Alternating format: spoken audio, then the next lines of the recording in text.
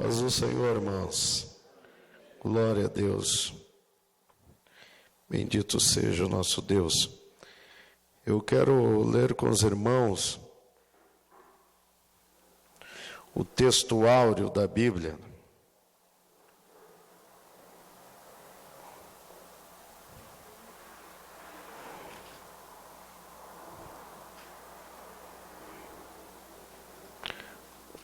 Evangelho de João, capítulo 3 e o versículo 16.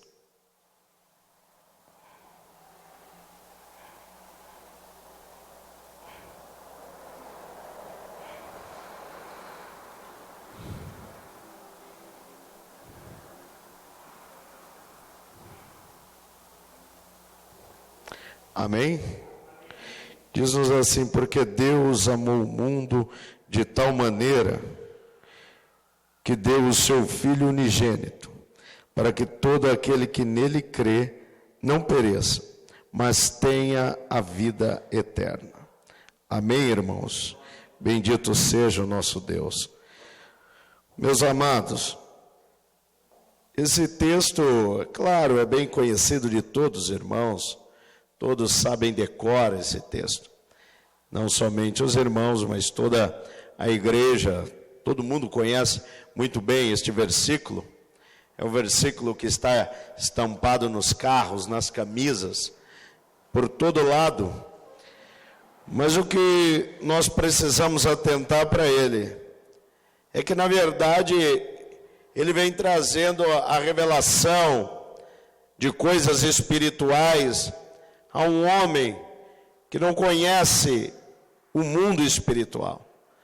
Os irmãos notem que na narrativa deste texto, quando nós olhamos para o contexto, aquilo que está antes e aquilo que está depois do texto que nós lemos, o que nós vamos encontrar é Nicodemos indo até Jesus, dizendo a ele: Senhor, eu sei que tu és mestre vindo da parte de Deus, porque ninguém pode fazer as obras que tu fazes se não for vindo de Deus. Então, dentro desta narrativa, os judeus sempre estiveram de olho numa salvação, sempre quiseram uma salvação, uma vida eterna e o reino de Deus, duas coisas que todo judeu sempre deu valor. É este reino, o reino de Deus, que basicamente para eles começa lá em 2 Samuel, capítulo 7, versículo 10 em diante. Mas o que eles buscavam também é a vida eterna. O mundo antigo sempre pensou em uma vida eterna. Eu já citei para os irmãos da teologia, né? A epopeia de Gilgamesh, a busca pela imortalidade, é um dos livros mais antigos, né, de toda a história. Então, as pessoas sempre tiveram desejo de ter uma vida eterna, ou viver eternamente, para sempre, mas sem conhecer o contexto de que a vida eterna, ela não é propriamente uma vida que dura por toda a eternidade, mas sim uma vida que não morre, uma vida que não passa pela morte, porque na verdade é uma vida que não carrega em si as consequências da morte, que na verdade é o pecado. Então, quando nós olhamos para a narrativa da Bíblia, a Bíblia vem trazer a questão da vida eterna, mas não dando uma vida para que as pessoas vivam por toda a eternidade, mas sim uma vida que não morre. Então, o objetivo de Deus é tirar desta vida que vai morrer aquilo que leva a ela a consequência da morte, que é o pecado. É isso que Jesus veio fazer nesta terra, tirar o pecado do mundo. Tirando o pecado, é lógico, ele tira a condenação do pecado e o salário do pecado, que é a morte. Então, logo, as pessoas que estão em Cristo vão poder usufruir de uma vida que não morre. Não simplesmente uma vida que dura, mas uma vida que não morre, porque não tem pecado. O pecado não tem poder sobre ela. Então, os judeus, eles não entendiam isso. E Jesus diz para eles, viu, vocês buscam na Escritura a vida eterna, mas na verdade, elas testificam de mim. As Escrituras estão mostrando quem é esta vida eterna, porque Ele é o único que tem o antídoto para esta questão da morte. Então, quando Nicodemos vai até ele, ele começa a falar sobre as coisas espirituais. Ele vai dizer para Nicodemos: você precisa nascer de novo, Nicodemos. E ele diz: mas como eu, sendo velho, posso tornar para o ventre da minha mãe e nascer novamente? E Jesus diz para ele: mas você é mestre em Israel e não conhece estas coisas? Eu preciso explicar mais afinco estas coisas para que você compreenda. E veja que Nicodemos era um homem de uma grande posição lá. Ele não era uma pessoa qualquer. E eu penso que é neste ponto, irmãos, que hoje nós, crentes brasileiros ou evangélicos, sei lá como se encaixa melhor, é neste ponto que nós estamos patinando neste tempo. Parece que tudo se tornou como este homem Nicodemos. Parece que ele tenta compreender, ele até quer compreender, mas ele não consegue entender as verdades espirituais. E parece que nós chegamos a este ponto hoje. As igrejas, ou a igreja, né? Se nós dissermos as igrejas, nós estamos falando, na verdade, das denominações e ministérios. Não estamos olhando para um todo e fazendo um coletivo da igreja, porque a igreja está no singular, não no plural. Mas se nós olharmos para a igreja no geral, nos tempos em que vivemos, as pessoas em si querem conhecer a Deus. Nós olhamos e vemos as pessoas no anseio, no desejo de saberem mais a respeito de Deus, de buscar alguma coisa que possa revelar mais e mais a Deus. Mas nós patinamos, irmãos, quando chegamos nestas questões espirituais. Nós conhecemos a Deus até mesmo através da Bíblia, conhecemos a Deus mediante o estudo, as pesquisas teológicas, os dicionários bíblicos, os conteúdos, as enciclopédias, as sistemáticas, e nós vamos conhecendo a Deus. Só que, na verdade, o Cristo, ele continua a narrativa com este homem, e ele vai dizendo: olha, Nicodemos, aquele que é nascido da carne, ele é carne. Aquele que é nascido do Espírito, este é Espírito. Então ele vai dizer, olha, em outras palavras, ele vai dizer: aquele que está na carne, certamente não vai conseguir conhecer as coisas espirituais. Ele não vai conseguir. Vai chegar um tempo em que ele vai parar.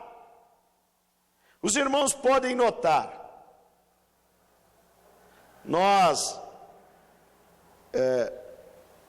colocamos um objetivo na nossa vida, todos nós, e vamos seguindo este objetivo. A qualquer necessidade ou dificuldade que vem, pode observar, o que nós cortamos são as coisas espirituais. Nós nunca cortamos as coisas materiais. As pessoas, notem, elas entram para o curso teológico, e se elas passarem alguma dificuldade, elas, não, vou parar com o curso teológico. Ela não corta a TV a cabo, não é verdade? Ela não corta a TV, mas ela corta o curso teológico. Se ela tem uma outra coisa que ela busca espiritualmente, não, ela corta. Porque ela sempre se mantém em outras coisas como prioridades. Então é isto que Jesus está dizendo. Nicodemos, aquele que é nascido da carne, ele vai continuar na carne. Mas aquele que é nascido do Espírito, então ele vai para o Espírito. Só que a vida espiritual, Jesus está dizendo, olha, ela não vai ser do teu jeito. E ele vai dizer para Nicodemos, olha, o vento sopra e você não sabe para onde vai, de onde vem e nem para onde vai. Ele diz, é assim todo aquele que é nascido do Espírito. Porque Deus vai nos conduzir a caminhos que às vezes nós não estamos querendo andar.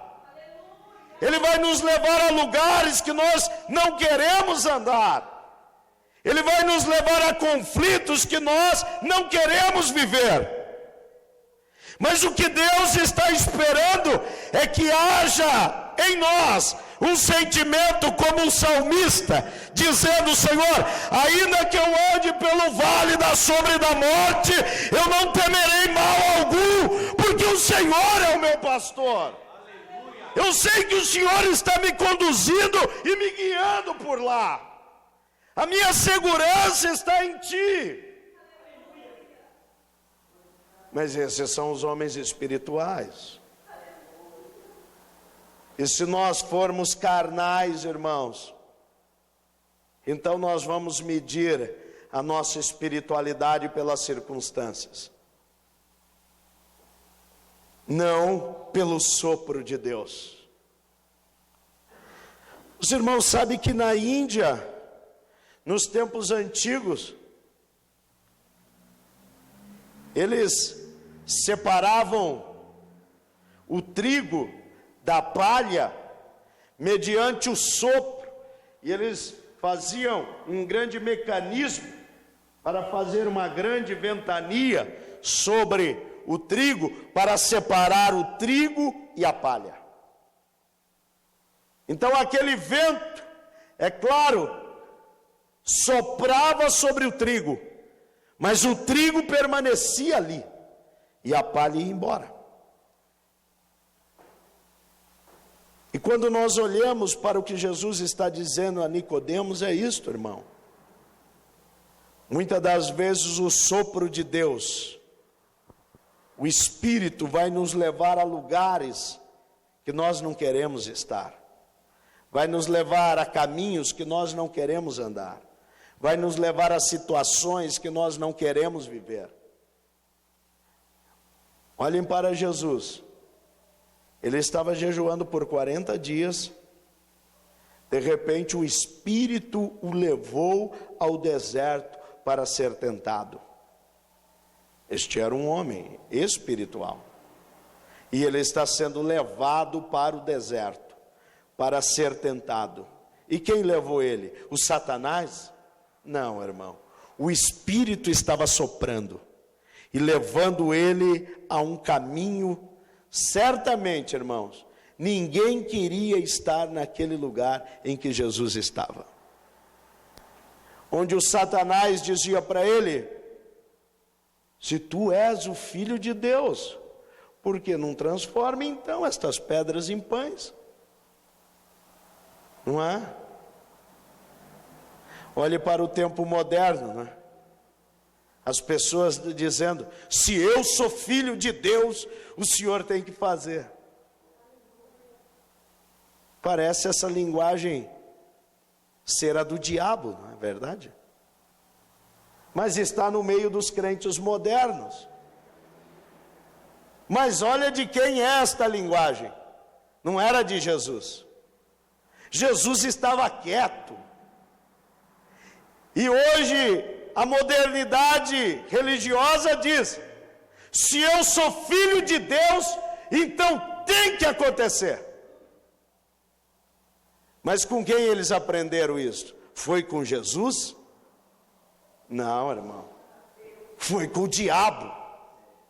E está no meio dos crentes? Está, mas aprenderam com ele. Porque isto é carne, irmão, não é espírito.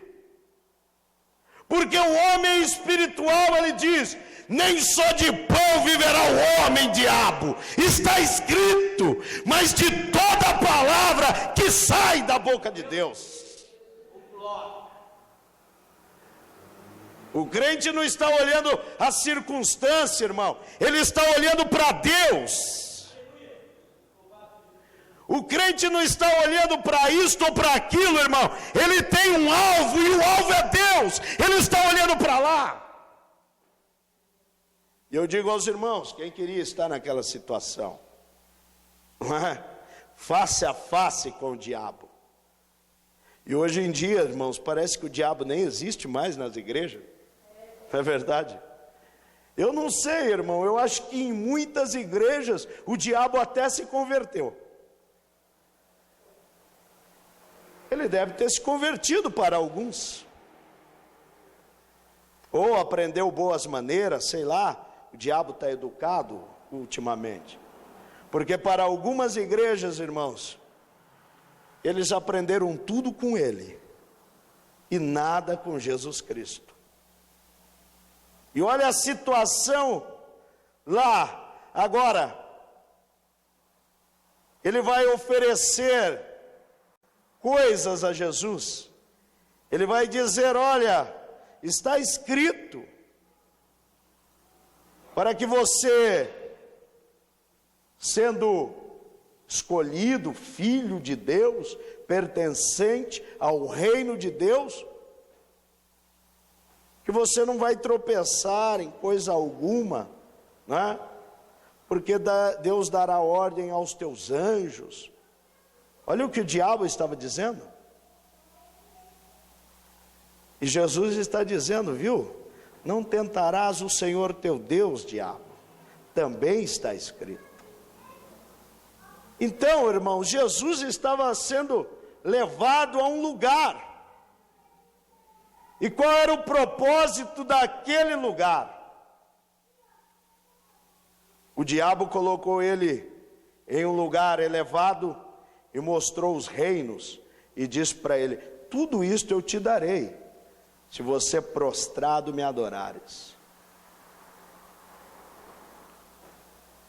A resposta de Jesus para ele foi: somente ao Senhor adorarás, e somente a Ele prestará culto, a mais ninguém. Então os irmãos notem que Jesus estava sendo tentado em todas as condições humanas, mas ele se mantinha na tua posição espiritual. Nicodemos não estava compreendendo isso. Mas ao final daquilo tudo, irmãos, os anjos vieram e o serviram. O que estava acontecendo é, Jesus estava sendo alimentado por seres espirituais. As coisas espirituais estavam vindo em concordância com a escolha que Jesus fez. O final do soprar de Deus, meus irmãos, é tirar de nós toda a palha e sobrar somente o trigo para que Deus possa fazer o que lhe apraz. Eu sei que na vida cristã, irmão, ninguém quer isto, não é? Hoje um irmão foi na minha casa e ele disse: e aí, pastor, só vitória? Eu disse: é claro que não, não é, irmão? Como que eu vou viver só de vitória? Se eu levantei pela manhã e não passei um bom tempo com Deus, isto foi uma derrota para mim, irmão. Isto não foi só vitória. Então eu não vivo só de vitória, irmão. Tem dia que eu estou derrotado. Por quê? Porque eu não permaneci no propósito de Deus. Para quem olha e diz, não, mas para mim isto é uma derrota. Para mim isto é uma derrota. Então ele diz, só vitória, pastor? Não, irmãos, não só vitória. Algumas vitórias, ou muitas vitórias, mas algumas derrotas também. E elas fazem parte da vida cristã. Para que você levante, para que você reflita, para que você pense aonde nós erramos. Então Jesus vai mostrando estas coisas para o Nicodemos. E por fim, ele começa a contar para o Nicodemos, você se lembra daquela serpente lá do deserto? Você se lembra dela? Ele vai dizer no 14, olha, você se lembra como Moisés levantou aquela serpente no deserto? Qual era o objetivo daquela serpente? O povo murmurou, e com a murmuração do povo, Deus enviou serpentes no meio do povo, que feriam o povo, e o veneno daquela serpente matava o povo. Então Moisés orou a Deus, e Deus deu para ele, mandou que ele fizesse uma haste com uma serpente de bronze, para todo aquele que fosse ferido por aquelas serpentes, pudessem olhar para aquela de bronze que estava na haste, e pudesse ser livre do veneno daquela serpente que trazia a morte. Então ele diz para Nicodemos, olha, assim como Moisés levantou a serpente no deserto, importa que o Filho do Homem seja levantado. O que ele está dizendo é, Deus vai levantar-me e colocar-me numa cruz, para que todo aquele que estiver na condição de pecador, olhe para esta cruz. E esta cruz vai trazer a vida para este homem. Então ele vai dizer, olha, porque Deus amou o mundo então. Por que Deus amou o mundo? Porque Ele deu alguém para ser colocado naquela cruz, irmão, no meu e no teu lugar, para extrair de nós o veneno da serpente, chamado diabo, e nos dar esta vida que não morre. Ainda que Ele tente, nós continuamos vivos.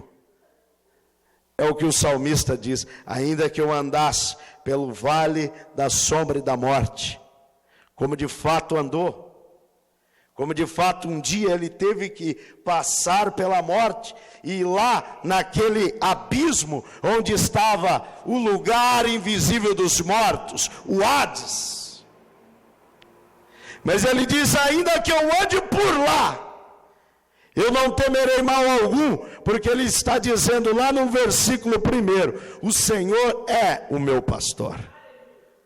E na versão inglesa diz, o Senhor é o meu pastor, e de nada eu tenho falta.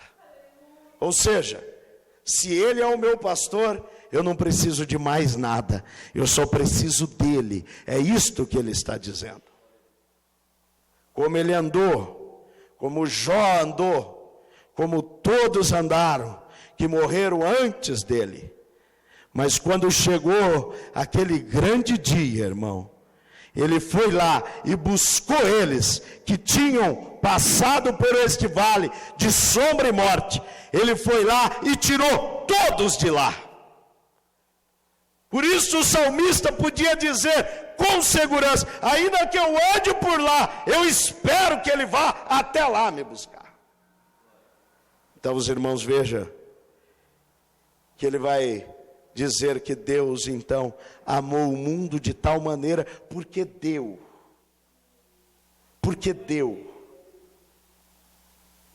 O amor, ele é demonstrado nas atitudes. Então Deus, ele amou o mundo, mesmo o mundo na situação do pecado. Então a maneira dele manter o seu amor é tirar o pecado. E por isso ele deu o teu filho, ele deu o Cristo. Por isso ele foi levantado, para que todos olhem para ele. E veja que ele está dizendo isto a Nicodemos, um homem que conhecia a Bíblia, mas não conhecia Cristo. Um homem que sabia a lei, mas não conhecia aquele que podia cumprir a lei. Um homem que conhecia as coisas materiais da Bíblia, mas não podia compreender as espirituais. Mas Deus deu alguém para revelar a ele.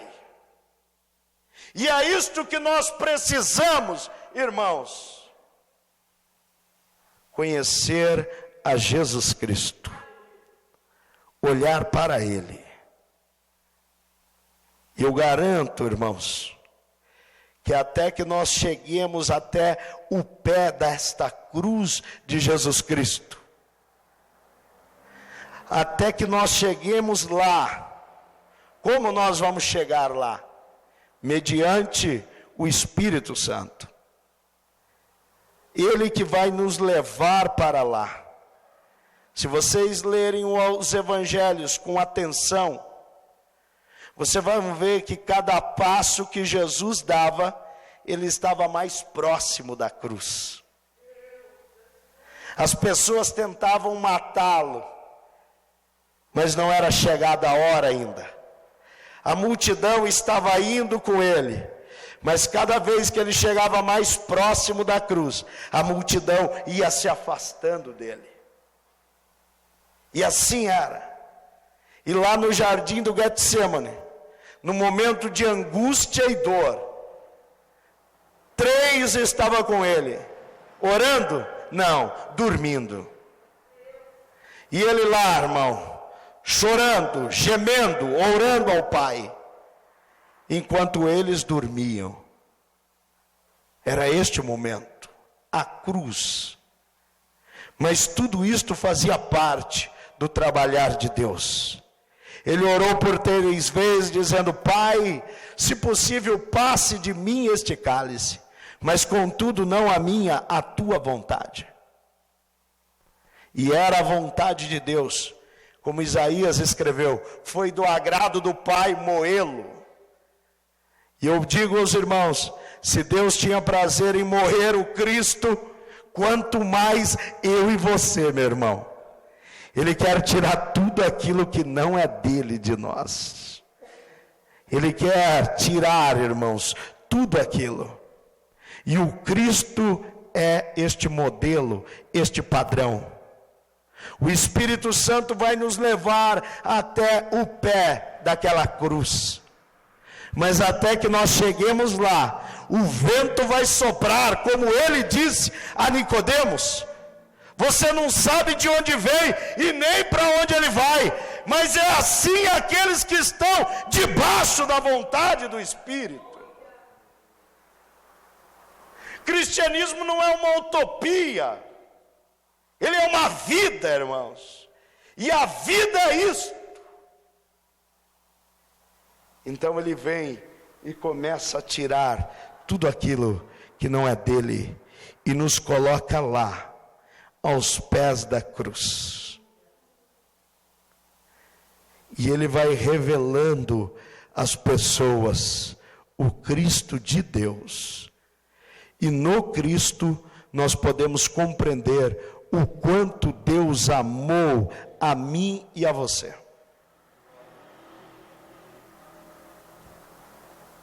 E o que nós precisamos entender é que Deus não nos amou porque eu sou queridinho, porque eu sou bonito, porque eu sou isso, sou aquilo, não. Como Deus me amou, tirando de mim o pecado que me leva à morte, mediante um que se fez pecador por mim e por você. Esta é a finalidade do Cristo, irmão. Este é o amor de Deus, nos dando agora, não mais uma vida qualquer, mas uma vida que não morre, uma vida que não conhece o pecado, uma vida que não deseja o pecado, uma vida que não tem desejo para as coisas pecaminosas, ou desejo para as coisas carnais.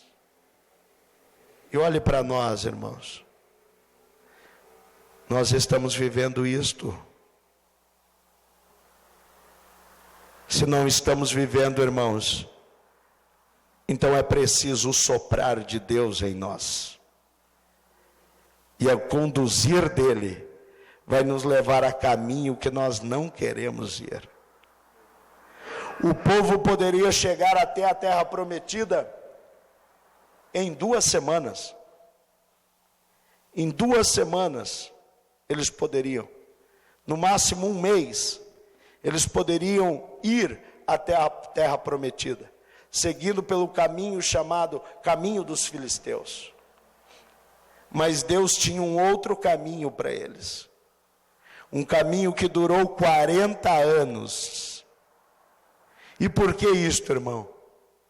Deus queria mostrar para eles que o Egito não era o melhor lugar do mundo, o deserto era melhor, porque no deserto Deus estava lá. Mas o povo olhava para o Egito e não conseguia ver Deus no deserto. O deserto era o melhor lugar do mundo, irmãos, porque Deus estava com eles lá. As vestes não envelheciam, o sapato não envelhecia, eles não precisavam plantar para colher. Não, irmãos, Deus cuidou dele em tudo. Mas eles não conseguiram ver o propósito espiritual de tudo isto, só o material. E é isso que está acontecendo com a igreja no tempo do fim. Ela vê o Cristo, mas não consegue ver o amor de Deus. Ela vê, às vezes, o amor de Deus, mas não consegue ver o Cristo. Tudo ela entende por partes. Ela não consegue compreender Deus no seu todo. Quando ela vê o amor de Deus, então ela acha que Deus tem que fazer por ela. Ela não consegue ver o Cristo. Quando ela vê o Cristo, ela não consegue ver Deus. Ela está perdida, sem direção, sem rumo, sem norte, porque não entende a finalidade de Deus. Amém, meus irmãos? Vamos estar em pé.